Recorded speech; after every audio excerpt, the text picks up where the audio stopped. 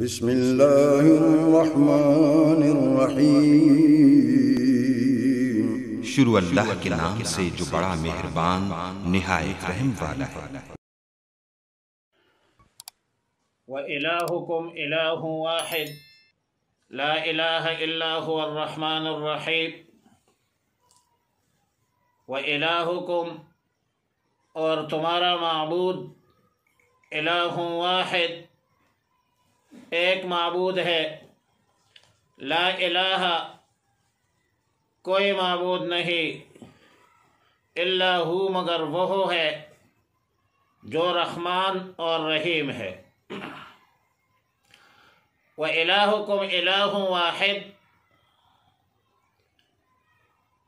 دعوی توحید ہے، اور اس پر رحمان اور رحیم دونوں صفتین ہیں، اور اس کے علاوہ اگلی آیت میں ان فی خلق السماوات والارض واختلاف اللیل والنہار والفلک التي 7 دلائل سے یہ دعوے کو ہم نے ثابت کرنا ہے۔ آیت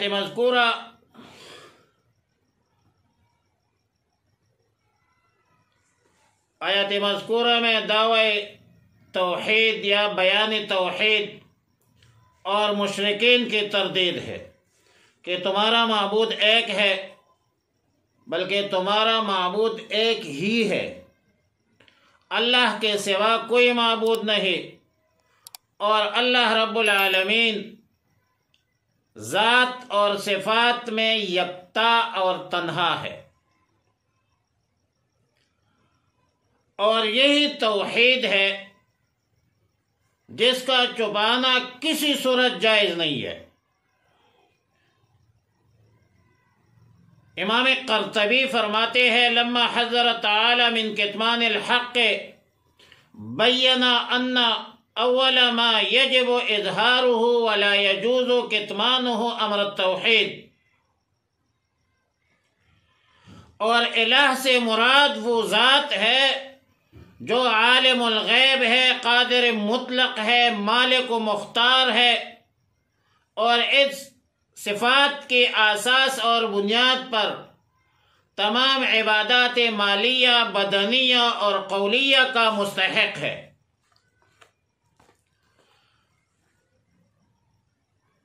اکثر مفسرین فرماتے ہیں کہ واحد بئی معنی کہ اللہ کی ذات اور صفات اور افعال میں کوئی نظیر اور کوئی شبیہ نہیں ہے۔ وَأَكْثَرُ النَّاسِ عَلَىٰ أَنَّ الْوَاحِدَ هَا هُنَا بِمَعْنَى لَا نَظِيرَ لَهُ وَلَا شَبِيهَ لَهُ فِي ذَاتِهِ وَلَا فِي صِفَاتِهِ وَلَا فِي أَفْعَالِهِ، لیکن اصح الاقوال یہ ہے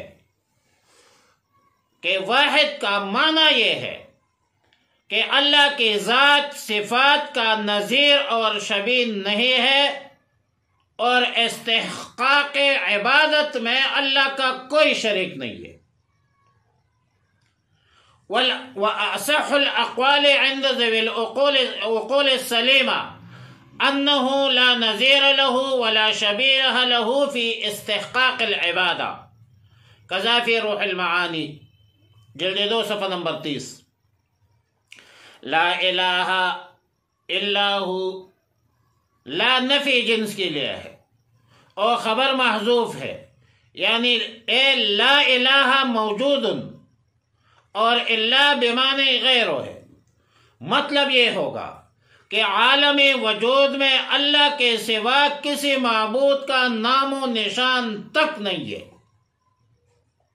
پھر رحمان اور رحیم دونوں صفتین بطور دلیل ذکر کی، کیونکہ رحمان کا تعلق دنیا سے ہے جو ہمیں دنیاوی نعمتوں سے مالا مال فرماتے ہیں، اور رحیم کا تعلق آخرت سے ہے جو ہمیں اپنے فضل و کرم سے اخروی کامیابی نصیب فرمائیں گے۔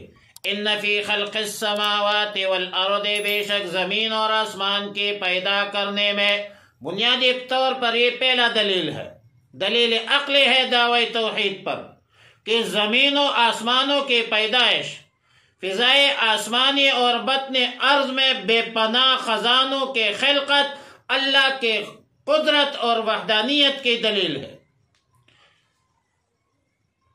اور سورہ زمر میں فرمایا وَلَئِن سَأَلْتَهُمْ مَنْ خَلَقَ السَّمَاوَاتِ وَالْأَرْضِ لَيَقُولُنَّ اللَّهُ، اگر آپ ان سے پوچھیں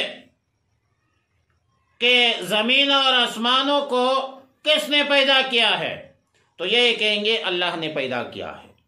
وَاخْتِلَافُ اللَّيْلِ وَالنَّهَارِ، اور دن رات کے بدلنے میں، یہ دعوی توحید پر دوسری دلیل ہے کہ دن رات بدلنے میں طویلاً قصیراً حرارتاً برودتاً وغیرہ، انہیں دن رات کی آمد و رفت، روشنی تاریکی، کمی زیادتی، یہ سب اللہ کے قبضے قدرت میں ہے اور اللہ کی وحدانیت کی دلیل ہے۔ سورہ فرقان میں ہے وَهُوَ الَّذِي جَعَلَ اللَّيْلَ وَالنَّهَارَ خِلْفَةً لِمَنْ أَرَادَ أَن يَذَّكَّرَ أَوْ أَرَادَ شُكُورًا، اللہ وہی ذات ہے جس نے بنایا ہے دن رات کو آگے پیچھے آنے والے، اس کے لیے جو ارادہ کرے، اس شخص کے لیے جو نصیحت حاصل کرنے کا ارادہ کرے یا ارادہ شکر گزارنے کا کرے۔ والفلک التي تجری فی البحر بما ينفع الناس، اور والفلک اور کشتیاں جو کہ چلتی ہے فی البحر سمندر میں، بما ينفع الناس جس سے لوگ نفع اٹھاتے ہیں۔ کلام عربی میں لفظ فلک مفرد اور جمع دونوں کے لیے استعمال ہوتی ہے، اور یہ تیسری دلیل ہے دعوی توحید پر۔ اور بما ینفع الناس میں ما مصدریہ بیٹی کے، ما موصولہ بیٹی کے، یعنی مطلب یہ ہوگا کہ جو بحری جہاز سمندروں میں مال و تجارت لے کر نقل و حرکت کرتے ہیں، یہ اللہ کی قدرت کاملہ کی دلیل ہے۔ اور سورہ نحل میں فرمایا وَتَرَى الْفُلْكَ مَوَاخِرَ فِيهِ لِتَبْتَغُوا مِنْ فَضْلِهِ وَلَعَلَّكُمْ تَشْكُرُونَ، اور تو دیکھتا ہے کشتیوں کے کہ سمندر میں پانی کو چیرتے ہوئے چلی جاتی ہے، پانی کو چیرتے ہوئے چلتی ہے، اور تاکہ تم اللہ کا فضل تلاش کرو، اللہ کا شکر تلاش کرو۔ وَمَا أَنزَلَ اللَّهُ مِنَ السَّمَاءِ مِن مَّاءٍ فَأَحْيَا بِهِ الْأَرْضَ بَعْدَ مَوْتِهَا أَيْ بَعْدَ يُبْسِهَا، وَمَا أَنزَلَ اللَّهُ، اور جو نازل کیا ہے اللہ تعالیٰ نے، مِنَ السَّمَاءِ آسمان سے، مِن مَّاءٍ پانی میں سے، فَأَحْيَا بِهِ الْأَرْضَ پس زندہ فرمایا اس کے ذریعے سے، الْأَرْضَ زمین کو، بعد موتها اس کے مردہ ہو جانے کے بعد۔ یہ دعوی توحید پر چوتھی دلیل ہے۔ آسمان سے بارش نازل فرمانا، خشک اور بنجر زمین کو تر و تازہ، شاداب اور آباد کرنا، سبزیاں، غلے، پھل پھول، جڑی بوٹیاں، یہ سب اللہ کی قدرت کاملہ اور وحدانیت کی دلیل ہے۔ سورہ شورى میں فرمایا وَهُوَ الَّذِي يُنَزِّلُ الْغَيْثَ مِن بَعْدِ مَا قَنَطُوا وَيَنشُرُ رَحْمَتَهُ، اللہ وہ ذات ہے جو بارش نازل فرماتا ہے بعد اس کے نا امید ہو چکے، اور پلاتا ہے اللہ رب العالمین اپنی رحمت۔ وَبَثَّ فِيهَا مِن كُلِّ دَابَّةٍ، اور پلایا ہے اس میں ہر قسم کے جانور، قسم قسم جانور، چوپائے کی پیدائش اور اس کا پلانا، اس کے نسل، اور یہ سب اللہ کی وحدانیت اور قدرت کاملہ کی دلیل ہے۔ دابہ اصل میں کل ما یدب علی الارض کو کہتے ہیں، اور عرف عام میں یہ بڑے جانور، گائے، بیل، بینس، اونٹ وغیرہ کو کہتے ہیں۔ وتصریف الریاح، اور ہواؤں کے بدلنے میں، یہ چھٹی دلیل ہے دعوی توحید پر، اللہ کی وحدانیت کی دلیل ہے۔ ہواؤں کو چلانا، ہواؤں کا رخ بدلنا اللہ کی قدرت اور وحدانیت کی دلیل ہے۔ سورہ روم میں فرمایا وَمِنْ آيَاتِهِ أَن يُرْسِلَ الرِّيَاحَ مُبَشِّرَاتٍ وَلِيُذِيقَكُم مِّن رَّحْمَتِهِ، اللہ کی نشانیوں میں سے ایک یہ ہے کہ اللہ ہواؤں کو پہنچاتا ہے اور جو خوشخبری دیتے ہیں تاکہ تمہیں اپنی رحمت چکا دے۔ وَالسَّحَابِ الْمُسَخَّرِ بَيْنَ السَّمَاءِ وَالْأَرْضِ، اور بادلوں میں جو کہ تابعدار ہے، مسخر تابعدار ہے، بین السماء والارض، اللہ کے حکم کا زمین اور آسمان کے درمیان۔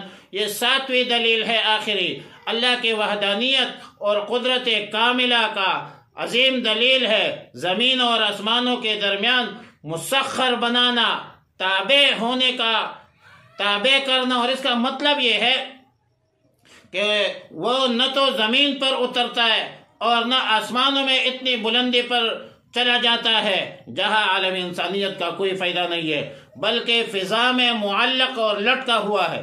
سورہ اعراف میں ہے والذی یرسل الریاح بشرا بین یدی رحمتہ حتی اذا اقلت سحابا ثقالا سقناہ لبلد میت۔ اللہ وہ ذات ہے جس نے اپنے رحمت سے ہواؤں کو بیچتا ہے اور وہ جو خشک کرتے ہیں، خشک کر دیتے ہیں، یہاں تک کہ جب وہ ہوائے باری بادلوں کو اٹھا لیتی ہے تو ہم اس بادل کو کسی خشک اور زمین کی طرف جو ہے وہ ہانک دیتے ہیں۔ سقناہ لبلد میت، سقنا کا معنی کھینچ دیتے ہیں دوسرے۔ ان فی ذلک لآیات لقوم یعقلون، بے شک ان سب میں نشانیاں ہیں عقل مندوں کے لیے۔